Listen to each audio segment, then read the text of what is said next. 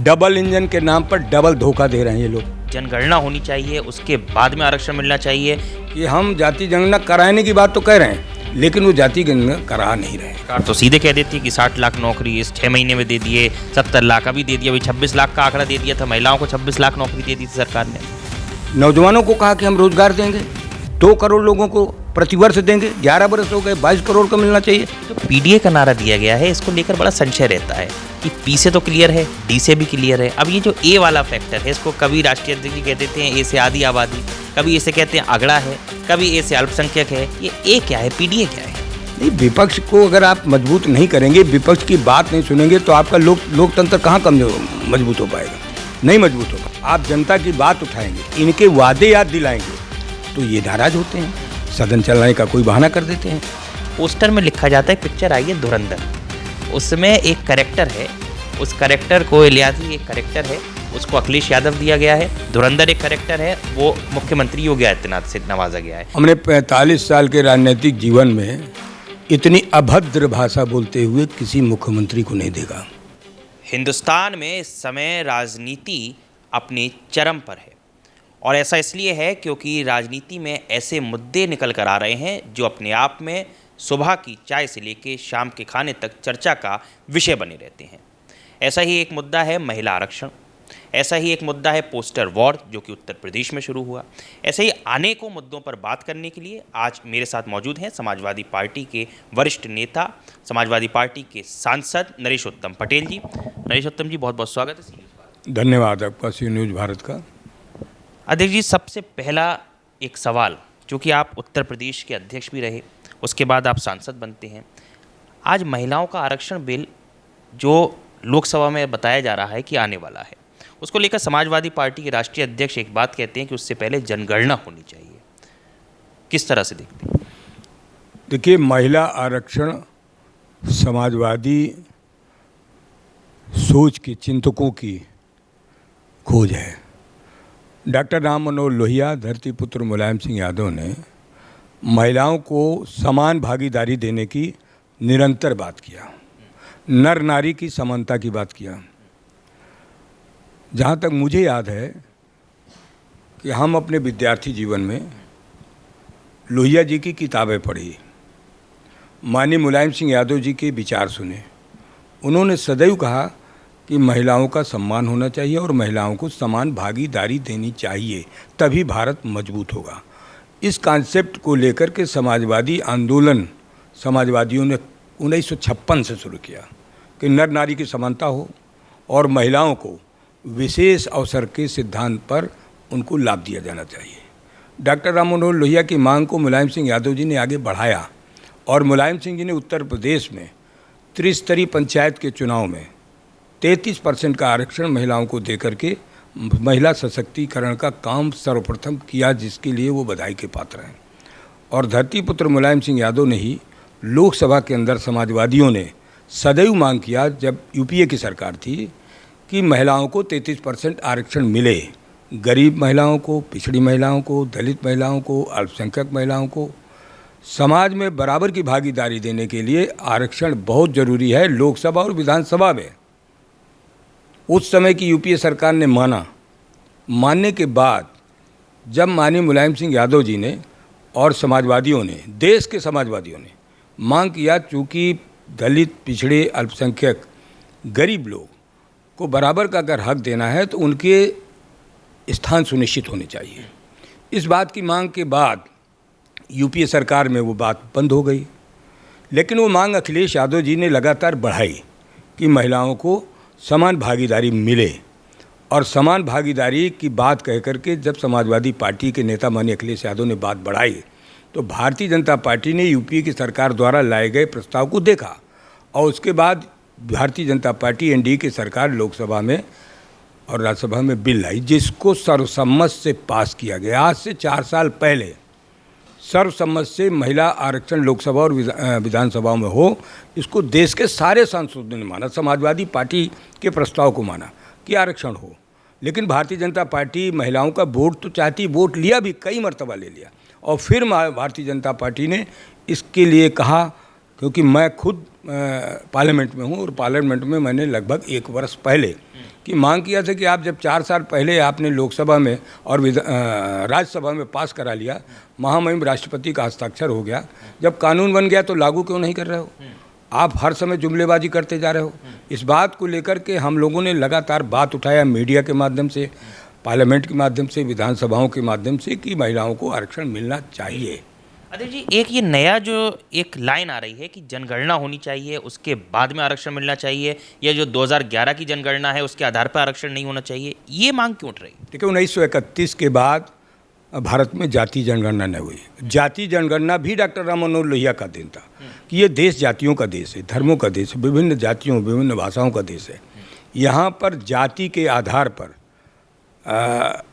कार्रवाई होती है और जाति जनगणना के आधार पर सबको हक और सम्मान मिले, इसके लिए जाति जनगणना बहुत ज़रूरी है। समाजवादी पार्टी ने सदैव मांग किया कि जाति जनगणना होनी चाहिए।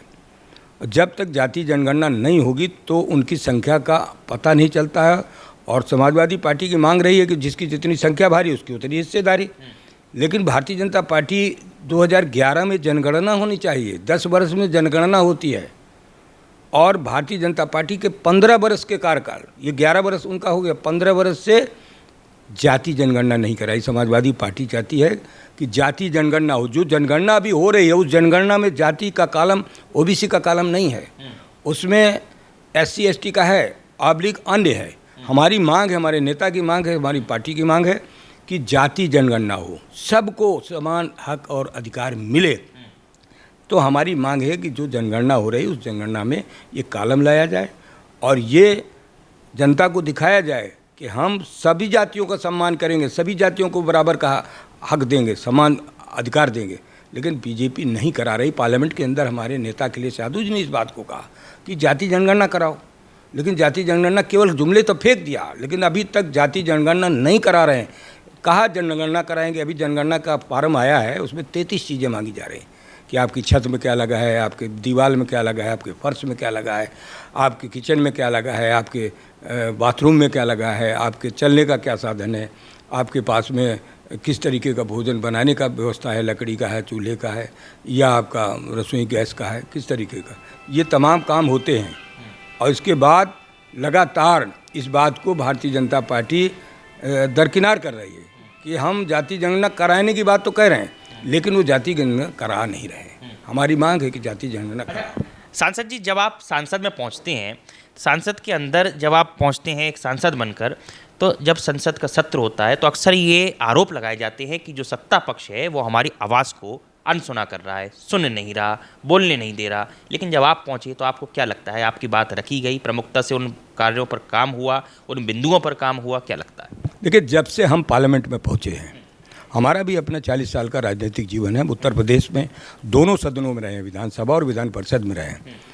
हमारा अनुभव है कि लोकतंत्र में पक्ष और विपक्ष होता है। लोकतंत्र तभी मजबूत होगा जब विपक्ष की बात को सुना जाए, क्योंकि विपक्ष जनता की बात उठाता है। विपक्ष सरकार की गलतियों पर उंगली उठाता है, सरकार को दिखाता है कि आपकी ये गलती कर रहे हैं। लेकिन जानबूझ करके मैं एनडीए की सरकार को देख रहा हूँ और भारत सरकार को देख रहा हूँ कि जब आप जनता की बात उठाएंगे, इनके वादे याद दिलाएंगे, तो ये नाराज़ होते हैं, सदन चलाने का कोई बहाना कर देते हैं। नहीं, विपक्ष को अगर आप मजबूत नहीं करेंगे, विपक्ष की बात नहीं सुनेंगे, तो आपका लोकतंत्र कहाँ कमजोर मजबूत हो पाएगा? नहीं मजबूत हो पाएगा। और मैंने देखा है लोकसभा के अंदर प्रधानमंत्री जी आते हैं, वो अपनी बात कहकर चले जाते हैं और चले जाने के बाद जब आप सुनेंगे नहीं, किसी की बात नहीं सुनेंगे, किसी वर्ग की बात नहीं सुनेंगे, देश के विभिन्न राज्यों से लोग आते हैं, अलग अलग भाषा के आते हैं, तो आप बात ही नहीं सुनना चाहते, तो कैसे लोकतंत्र मजबूत होगा? बात अगर उत्तर प्रदेश की कर लें, क्योंकि देश के कुछ ऐसे मुद्दे हैं, साथ ही साथ उत्तर प्रदेश के भी विभिन्न मुद्दे हैं, क्या लगता है आज उत्तर प्रदेश की धरातल पर ऐसे कौन से मुख्य बिंदु हैं या कौन से मुद्दे हैं जिस पर लोगों को ध्यान देना चाहिए, सरकारों को ध्यान देना चाहिए, और अभी भी सरकार उससे कई कोसों दूर है? डबल इंजन के नाम पर डबल धोखा दे रहे हैं ये लोग। कहा था किसानों को उनकी फसल का लाभकारी मूल्य देंगे, लागत से दोहरा देंगे, स्वामीनाथन आयोग की रिपोर्ट लागू करेंगे। लेकिन मैंने 11 वर्ष में देख लिया कि भारतीय जनता पार्टी एकदम गलत बयानी करती है।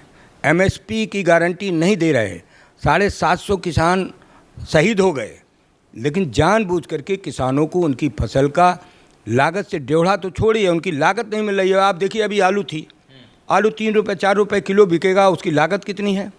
अभी मैंने पिछली बार धान का भी सवाल उठाया था पार्लियामेंट के अंदर कि 2369 रुपये आपने एमएसपी घोषित की। एमएसपी क्या होती है? मिनिमम सपोर्ट प्राइस, न्यूनतम समर्थन मूल्य। आप 2369 घोषित करते हो, किसान का बिक रहा है 1800, 1700, 1900 रुपया, तो आप अपनी बात पर खरे नहीं उतरते हैं। आप किसान को बद से बदतर उसके हालात पर छोड़ रहे हैं। तो आप कहाँ कर रहे हैं काम? आप गलत बोल रहे हैं, आप धोखा दे रहे हैं। नौजवानों को कहा कि हम रोज़गार देंगे, 2 करोड़ लोगों को प्रतिवर्ष देंगे, 11 वर्ष हो गए, 22 करोड़ का मिलना चाहिए। इनका जो डाटा है आप देख लीजिए कि इनके डाटे में अभी तक पूरे देश की नौकरियों में, सरकारी नौकरियों में 10 लाख नहीं पार कर पाया। तो कैसे मान लिया जाए कि ये बात सही कर रहे हैं? सरकार तो सीधे कह देती है कि 60 लाख नौकरी इस 6 महीने में दे दिए, 70 लाख अभी दे दिया, अभी 26 लाख का आंकड़ा दे दिया था, महिलाओं को 26 लाख नौकरी दे दी थी सरकार ने। अब आप देखिए मीडिया के भाई लोग तो हमारे दिखाते रहते हैं, समीक्षक भी करते हैं, राजनीतिक विश्लेषक भी करते हैं, मीडिया बराबर दिखाता है कि इनके आंकड़े क्या हैं, किसको नौकरी दे दिया। ये तो पूरा आप लोग दिखाते हैं, उससे जानकारी होती है। आप अभी देखिए गैस के मामले में सरकार कहती गैस की कोई कमी नहीं, और आप लोग दिखाते हैं लाइन लगी हुई है, ब्लैक में बिक रहा है, ब्लैक मार्केटिंग हो रही है, लोग परेशान हैं लाइन में। कोई तो मतलब बीमार हो गए। तो अब या तो मीडिया गलत बोल रहा है क्या? हम तो जानते हैं मीडिया सही बात कहता है, और अगर आप सही बात को आप झुठला रहे हैं तो क्या, इससे बड़ी बात क्या हो सकती है? मीडिया तो हमारा लोकतंत्र का चौथा स्तंभ है भाई। विधायिका है, न्यायपालिका है, कार्यपालिका है, और मीडिया है। तो आप मीडिया को भी गलत बता रहे हैं, आप अपनी बात को सही बता रहे हैं। मीडिया के लोग गलत बोलेंगे? हम विपक्ष के लोग हैं, आप हमको कह रहे हैं हम गलत बोलते हैं, हम क्यों गलत बोलेंगे भाई? सरकार का ये स्टैंड होता है, सरकार ये कहती है सांसद जी कि यदि कुछ ऐसी आपदा आती है या ये वॉर जैसी सिचुएशन थी तो जाहिर सी बात है संसाधन सीमित थे, लेकिन उसका इस तरीके से चाहे समाजवादी पार्टी के ट्विटर हैंडल से ट्वीट कर दिया गया हो, चाहे अन्य विपक्षी दलों से ट्वीट कर दिया गया हो, एक भयावह स्थिति उत्पन्न कर दी गई। ये भारतीय जनता पार्टी का एक स्टेटमेंट है जिसकी वजह से लोगों में हैवॉक हुआ, लोग वहाँ पहुँच गए। ये तो निश्चित है कि संसाधन निश्चित ही है। देखिए हमारे नेता स्वर्गीय मुलायम सिंह यादव कहते थे कि भारतीय जनता पार्टी बिचौलियों की पार्टी है, जमाखोरों को संरक्षण देती है, जमाखोरों को। आज जमाखोरी ही तो चरम सीमा पर है, जिससे क्राइसिस है, शॉर्टेज है। उन जमाखोरों को कौन संरक्षण दे रहा है? जिसकी हुकूमत होगी वही तो देगा, तभी तो कर पाएगा जमाखोरी कोई, नहीं तो कर पाएगा। अभी कालाबाजारी हुई खाद की, खाद में किसानों को लठ बजी, किसानों को खाद नहीं पर्याप्त मिली और कालाबाजारी हुई। उस खाद का दाम 1.5 दुगना हो गया। खाद की बोरी का वजन 50 किलो था, 45 की, अब 40 किलो कर दिया। ये कौन काम कर रहा है? आप क्यों गलत काम कर रहे हैं? ये देश तो सभी का है, और अन्नदाता भगवान की श्रेणी में आता है। अभी आप देखिए इस समय जो है मानसून कैसा चल रहा है। हम गांव में रहने वाले लोग हैं, किसान के बेटे हैं। गेहूँ पका खड़ा है, आंधी पानी आ रहा है, ओला पड़ रहा है, आग लग रही है, लेकिन सरकार का ध्यान नहीं है उसमें कि उनको मुआवजा दिया जाए, उचित मुआवजा दिया जाए। नहीं दे रही भारतीय जनता पार्टी। सांसद जी एक सवाल, उत्तर प्रदेश में इस समय राजधानी लखनऊ से लेकर समूचे प्रदेश के अन्य अलग अलग जिलों में एक पोस्टर लगता है, रातों रात ये पोस्टर लगता है। पोस्टर लगाता है एक सामाजिक संगठन। पोस्टर में लिखा जाता है, एक पिक्चर आई है धुरंधर, उसमें एक कैरेक्टर है, उस कैरेक्टर को इलियासी एक कैरेक्टर है, उसको अखिलेश यादव दिया गया है। धुरंधर एक कैरेक्टर है, वो मुख्यमंत्री योगी आदित्यनाथ से नवाजा गया है। उसमें लिखा है माफियाओं का राज होता था अखिलेश सरकार में। क्या आपको ऐसी सरकार चाहिए जहां पर दंगे होते थे, माफियाओं की सरकार चलती थी, या आपको ऐसी सरकार चाहिए जहां सुशासन स्थापित है? किस तरह देखते इस पोस्टर? हमने 45 साल के राजनीतिक जीवन में इतनी अभद्र भाषा बोलते हुए किसी मुख्यमंत्री को नहीं देखा। अमर्यादित बात करना ये मुख्यमंत्री की वाणी से शोभा नहीं देता है। ऐसा कभी नहीं हुआ है। हमने तो यहाँ पर सब बहुत से मुख्यमंत्री देखे हैं, लेकिन इतनी अमर्यादित बात करना किसी मुख्यमंत्री की वाणी को शोभा नहीं देता है।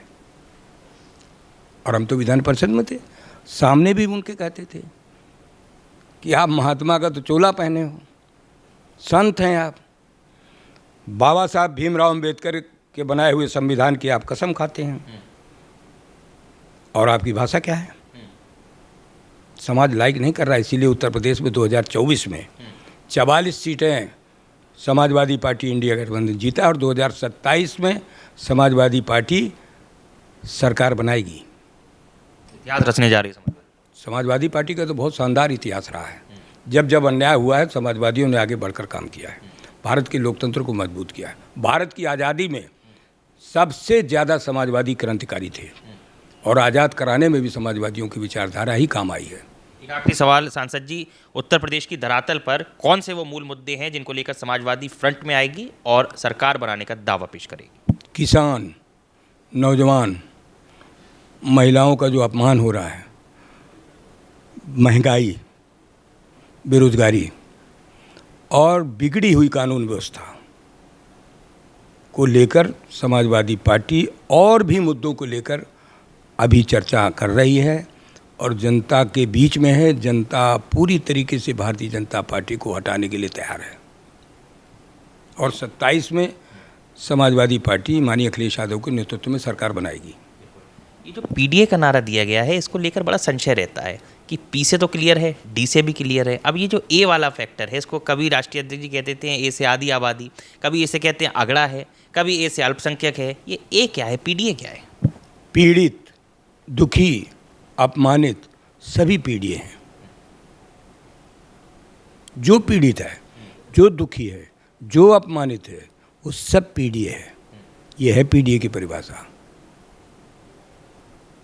कहीं ना कहीं समाजवादी पार्टी अब अपनी धरातल पर सरजमी तलाशने के बाद उत्तर प्रदेश में एक बड़ी सरकार बनाने जा रही है, ऐसा दावा कर रहे हैं सांसद समाजवादी पार्टी नरेशोत्तम पटेल जी। नरेशोत्तम जी, बहुत बहुत धन्यवाद सी न्यूज़ भारत। शुक्रिया आपको सी न्यूज़ का।